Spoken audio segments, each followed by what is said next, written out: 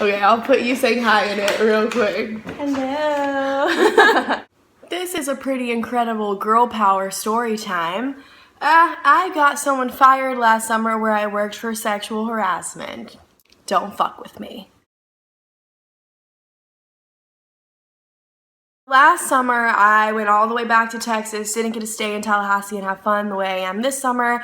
So, of course, my parents were like, you need a job. You can't just fuck off all summer like you're an adult. So, I got a job at this very small, like, expensive grocery store in my neighborhood. Like, not a big, mass, public chain grocery store, like a small, overpriced, old people, rich people place to buy things in my neighborhood.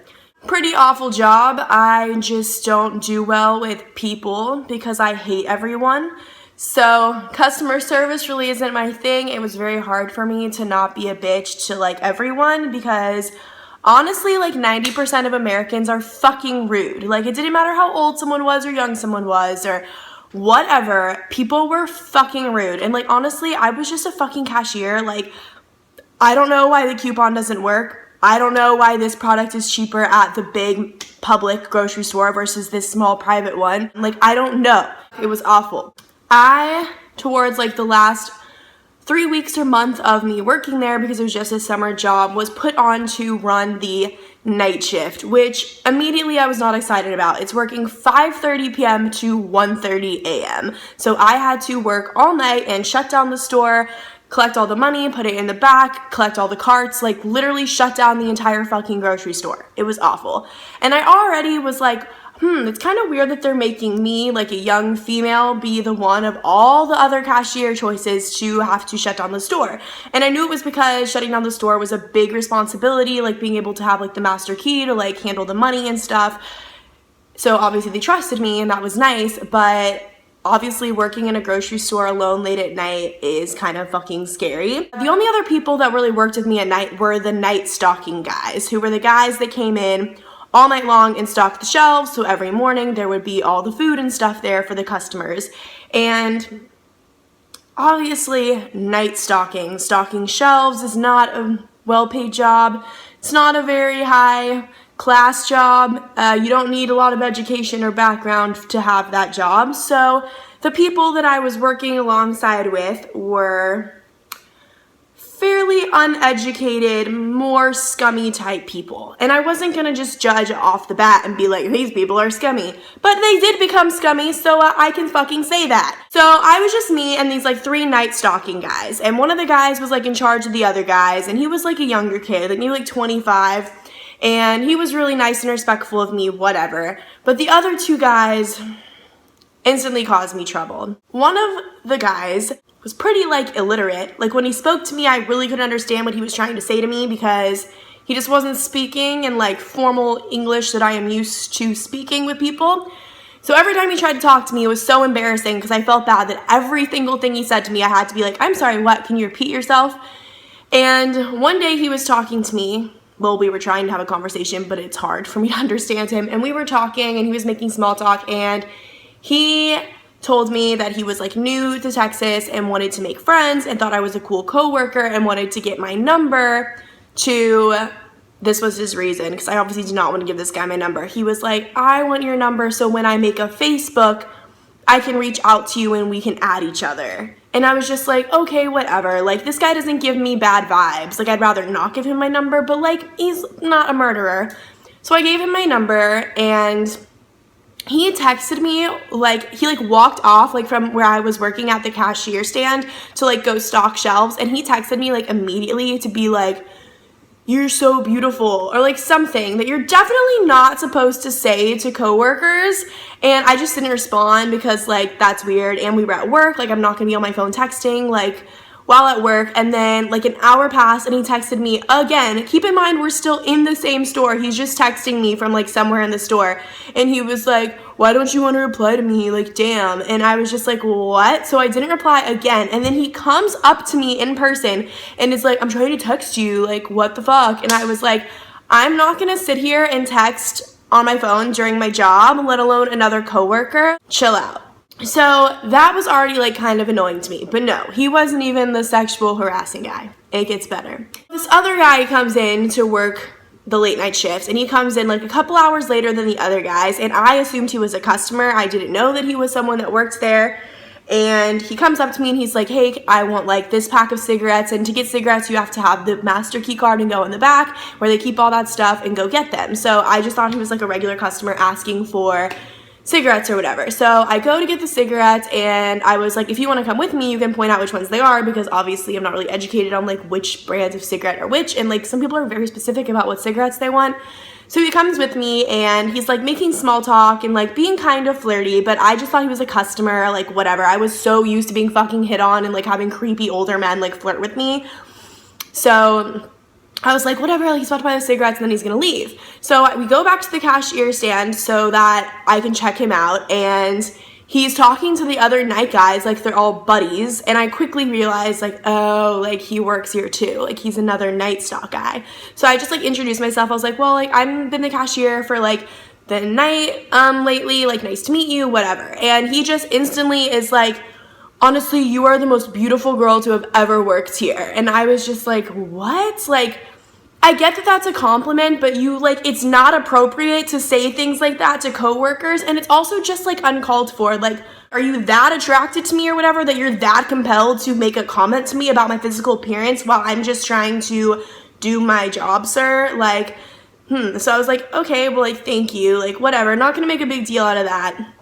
Even though I definitely knew that it's probably frowned upon. And then he just goes fucking in. Like, he starts telling me his whole life story. He's like, how old are you? And I was like, I'm 20, because I was 20 at the time. And he was like, well, I'm 31. Does that bother you? And I was like, yeah, like, you're old. Like, I could tell that he was saying that in a suggestive way, like, does this age difference matter? Like, assuming that I would want to, like, date him or something. And I was 100% honest. I was like, yeah, like, no. And, like, age aside, even if he was my age, like this was a type of person that I would never be interested in, like kind of a low life kind of guy. And I don't mean that in a rude way, but like it's true. And he was like, well, I don't know if you're into men like me, but I'm really into white girls. Like my baby mama is white also. So just subtly throwing in there that he has a child while also trying to be like, well, my baby mama's white, so maybe you want me too because she's white and she wanted me. Like, dude, what the fuck? Like, why are we even talking about this? And I was like, oh, like you have a kid? Like just trying to be nice, because he would not leave. Like he was not stocking shelves. He was like leaning over the like register, like trying to have this whole conversation with me. And he was like, yeah, like want to see, like he's like my pride and joy. Like I love him. Like pulls up all these pictures of his son, whatever. And I'm just like, okay. And then at one point, the like manager main guy comes up and he's like, dude, what are you doing? Like, you're supposed to be like stocking shelves, like get to fucking work. And he was like, yeah, man, like I'm just trying to like converse with the pretty lady though. By this point into the conversation, I was starting to feel pretty uncomfortable. Like he hadn't said or done anything that bad yet, but in my head, I was just like, this man has told me he's 31. He apparently has some white baby mama. He has a child, and now he keeps reiterating to me like how like beautiful and whatever he thinks I am. And then the night guy came over and was like, you need to get to work. So I was like, okay, like he's gonna get to work, like that's gonna be the end of it. He goes to work and comes back like 30 minutes later and tells me that it's his birthday like the next week. So I was like, oh, well, happy birthday, like being polite, whatever. And he was like, well, me and the other night stalking guys have gotten really close. So as our coworker, if you want to come to my birthday party, you can. And like, just to be polite, I was like, okay, well, like, what are you doing for your birthday? And at this point I was getting really aggravated because we are at fucking work. Like, how am I supposed to like check out customers and be doing my job if you will not fucking get the fuck away from me? And he was like, well, honestly, I think we're just gonna like go to my house, drink some beers, like play beer pong, maybe pop a few pills. Like, do you ever take Xanax recreationally? And I was like, no, I don't. And he was just like, well, if you're into that, I can definitely hook you up and you can try your first time at my place. Like, this man, this 31-year-old man with a child was inviting me to his house to drink with him and take Xanax. Like, by the way, if you drink and take Xanax together, you black out like 110% chance. Like, you're blacking out. So like, I don't know if this guy had like shady intentions to like get me to come over and black me out, but he was definitely being scummy, slimy, shady about that. And I was just like, Actually, no, like, I don't, like, no, like, I was just like, that's not gonna happen. And he was like, okay, well, if you change your mind, can I text you? Like, can I get your number? And I was like, I don't know, like, I don't know you. Like, I'd already given the other guy my number, and he was already texting me while at work together, like, you're so beautiful, whatever. So if that guy who I felt was harmless was already blowing up my phone, texting me shit I didn't want him texting me, this guy I knew for sure was not gonna be texting me things that I wanted to be texted. So I was like, I don't know, like, I don't really know you. And he was like, yeah, I understand, like, it's straight, like, trying to brush it off. And then he goes back to work, and then the other guy, the original guy that I gave my number to, comes up to me, and he was like, so, I don't remember what the guy with the kid's name was. We'll call him Danny. I don't know. He was just like, yeah, so Danny wants to know if I can give him your number, because now this guy had my number. And I was just like, I don't know. I don't really know him. Like, this is the first time I've ever met him. Like, maybe we should keep things professional, and like, no one should be giving out numbers anymore. Just trying to make it seem like a rule I was making across the board. And he was like, okay, straight. So he goes back off, and for the rest of the night, the Danny guy doesn't come back up to keep talking to me about stuff, but every single time that I pass by him, like, he's stocking shelves, and every time a customer doesn't want to buy something, I have to like take it back and put it where it belongs. So every time I would go run something back and I would pass him in like an aisle or something, he would literally like wolf whistle at me and just scream things like, damn, ain't she fine? Like, what are you doing? Like, what? We are at work. And keep in mind, like, for this job, I wore a brown button-down shirt, like what you'd think a UPS driver would wear, tucked into black pants with a black belt and black sneakers. Like, the most non-sexual, unisex, like, not girly outfit ever. So I don't even know what the fuck they were so excited for me for. I was kind of annoyed after that night. Like, I thought all the comments were extremely inappropriate and I wasn't comfortable with it, whatever. And then the next day I get a text from a random number and I'm like, what the fuck? Like, that's always shady and freaks me out when I get texts from random numbers. And it's the Danny guy. And he's like, I hope you didn't mind, but I got your number from a blah, blah, blah, like the other guy he works with. And he was like, what's up? And I was just like, honestly, like, I don't think we should be texting. Like, I'm sorry. Like, this isn't appropriate. Just, like, trying to, like, shut it down.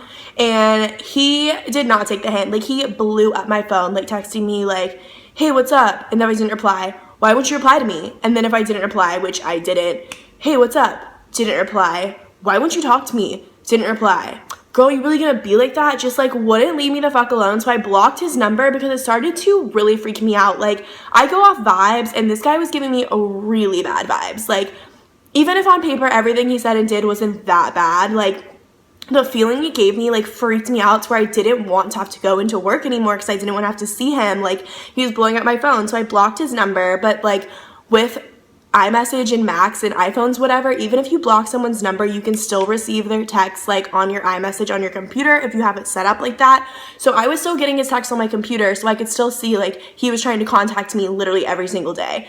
And when I checked my schedule for like the next week for work, it was like night shift again, and I was just like, I cannot do it. Like, I broke down in tears in front of my parents. I was like, I cannot go back and have to be around that man. Like, he said all that stuff to me and like he won't stop texting me, and I was just getting to the point where I was so overwhelmed and like so freaked out. So I went into work because I had to talk to my boss. Like, I had to tell him like I can't do night shift. And I didn't really have the intention of telling him about like what had happened and like what the guy had said to me and the fact that he stole my number from another guy and was blowing up my phone. And I was just like, I don't want to do night shift anymore. And the guy was kind of like, well, why not? And I kind of just like lost it. Like, I cried a little bit and I explained to him the whole story. And in my head, I wasn't thinking like sexual harassment, like get this guy in trouble. Like, I was just being honest that like, these are the things he said and did. He took my phone number. He won't stop texting me. I feel very uncomfortable at this point. Like, this is a 31-year-old scummy type man with a child that is trying to heavily pursue me, and I have to work with him now all night long, like alone in the store, just me, him, and like 2 other night stalking boys. Like, no, like that's not gonna fly. And my boss just like was in shock. Like, you could tell like that he definitely did not think that was okay. And he was like, well, this is definitely like a sexual harassment claim, so you're gonna need to like write all this up, blah, blah, blah.